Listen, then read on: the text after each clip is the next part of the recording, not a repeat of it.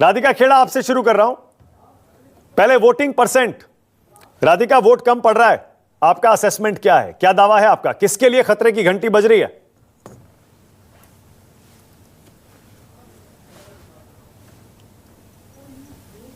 आपने म्यूट किया है राधिका। नमस्कार मानक हाँ जी, बोलिए। मेरी आवाज मिल नमस्कार रही है? जी मानक जी, इस बार खतरे की घंटी तो सिर्फ मोदी सरकार के लिए है और मोदी जी के लिए है, क्योंकि जिस तरीके से वो कह रहे थे आप मदद करिए 400 पार लाने की, तो वो तो देखिए होता अब दिखाई नहीं दे रहा, ये तो साफ है। और दूसरी बात, बहुत अफसोस की बात है, देखिए जो चुनाव होते हैं वो सबसे बड़ा फेस्टिवल होता है डेमोक्रेसी का, और उस समय पे भी जो चीजें आज सामने आ रही हैं, मैं छत्तीसगढ़ का आपको एग्जांपल देती हूँ, ऐसे बहुत सारे किस्से सामने आए हैं।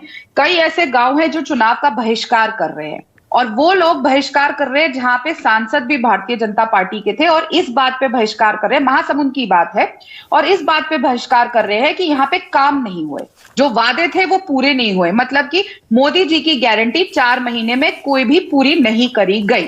क्योंकि चुनाव तो देखिए हर स्टेट में मोदी जी के नाम पे लड़ा जाता है और मोदी जी की गारंटी पे लड़ा आता है, कोई चेहरा होता नहीं है और कोई, तो ये तो बहुत क्लियर हो रहा है। और अब की बार वोटर ना मानक जी, मैं जितना घूम रही हूँ अलग अलग प्रदेशों में, बहुत साइलेंट हो गया है, वो बता नहीं रहा, क्योंकि हम देखते हैं जिस तरीके से वो बीजेपी के लोग एकदम से आक्रामक हो जाते हैं, जहां कांग्रेस के कैंडिडेट बूथ्स में जा रहे हैं। हमारे यहाँ पे पूर्व मुख्यमंत्री भूपेश बघेल जी जब बूथ में घूमने गए देखने को कि सब कुछ ठीक है कि नहीं, तो वहां पे भी भारतीय जनता पार्टी के कार्यकर्ता आके हंगामा करने लगते, धक्का मुक्की करने लगते। तो ये हताश और निराश जो इनके कार्यकर्ता है, उनकी बॉडी लैंग्वेज भी बता रही है, क्योंकि जो जीत रहा होता है उसको वायलेंस का सहारा लेने की जरूरत नहीं होती, जो जीत रहा होता है उसको झूठे चीजें, मंगलसूत्र को लाने की जरूरत नहीं राधिका, ये वोट कम क्यों पड़ रहा है, जरा ये तो बताइए, इतना कम वोट क्यों पड़ रहा है? पहले चरण में भी कम पड़ा, दूसरे में भी कम पड़ रहा है।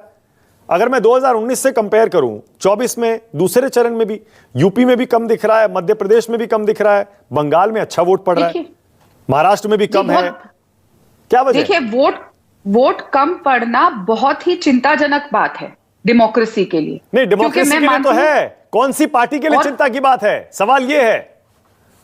जैसा मैंने कहा, देखिए अगर मोदी जी से सब खुश होते तो एकदम लोग बाहर आते और अंधाधुंध वोट डालते।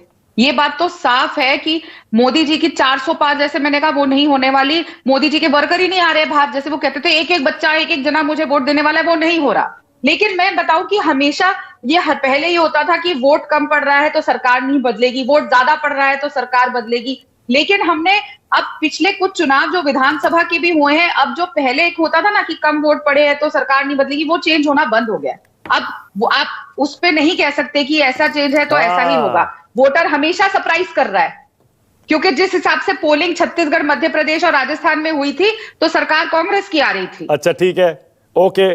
वोटिंग परसेंट कम क्यों है राधिका, बिल्कुल सही है, खतरे से खाली नहीं है। इसकी कोई भविष्यवाणी करना या इसका विश्लेषण करना, क्योंकि अब परंपराएं वो वाली टूट चुकी हैं। पर ईवीएम को लेकर आज जो सुप्रीम कोर्ट का फैसला आया, मान लीजिए आपके लिए बहुत बड़ा झटका है। कोई बैलेट पेपर से चुनाव नहीं होगा, ईवीएम से होगा, कोई 100% गिनती नहीं होगी वीवीपैट की। आप जो कहते थे ईवीएम में छेड़छाड़ हो सकती है, छेड़छाड़ हो सकती है, साफ मना कर दिया सुप्रीम कोर्ट ने। यहां तक डांट लगाई है याचिकाकर्ताओं को कि हर चीज पर सवाल नहीं उठाना चाहिए। देखिए, जहां तक मैंने पढ़ा है, सुप्रीम कोर्ट का जो निर्णय है वो सराखों पर है, वो सुप्रीम है। लेकिन जहां तक मैंने पढ़ा है, हो सकता है मैंने आधा अधूरा पढ़ा हो क्योंकि चुनाव में व्यस्त हूँ, लेकिन सुप्रीम कोर्ट ने ये तो खारिज नहीं किया कि कोई गड़बड़ नहीं हो सकती। उन्होंने जो याचिकाओं ने या जिन्होंने याचिका दी, जो उन्होंने सामने उनके प्रूफ रखे, उनको वो प्रूफ नहीं दे पाए। बिना प्रूफ के तो देखिए कोर्ट किसी को भी फ्री नहीं करेगा। नहीं हो सकता।